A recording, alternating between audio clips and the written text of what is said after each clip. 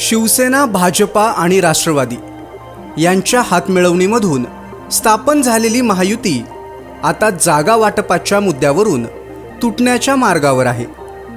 अनेक विधानसभा मतदारसंघात मित्रपक्षातील उमेदवार आमने सामने असल्यानं जागा वाटपाचा तिढा सुटत नाहीये।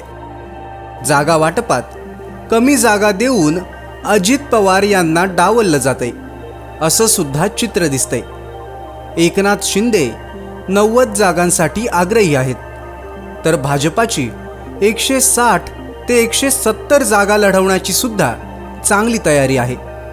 त्यामुळे अजित पवारांच्या वाटेला महायुतीमध्ये जास्त जागा येणार नाहीत असंच गणित दिसतंय।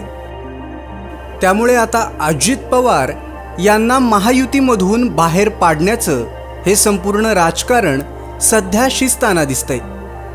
स्थानिक पातळीवर सुद्धा कर्जत खालापूर मतदारसंघात सुधाकर घारे हे तिकिटासाठी आग्रही आहेत। सुधाकर घारे यांच्यावर वरदहस्त ठेवत थेट प्रदेशाध्यक्ष सुनील तटकरे यांनी तथास्तु म्हटलं होतं। त्यामुळे अजित पवार गट महायुतीमधून वेगळा झाल्यास सुधाकर घारे यांना क्लीन चिट मिळणार आहे।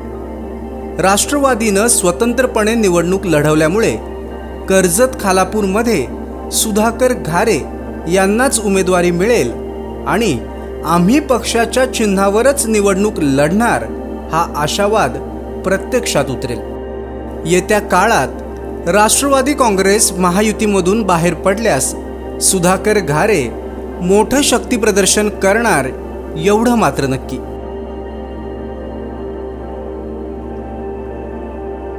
ताज्या बातम्या आणि लेटेस्ट अपडेट्ससाठी आजच सबस्क्राइब करा कर्जत विकास यूट्यूब चॅनलला आणि बेल आयकॉन दाबायला विसरू नका।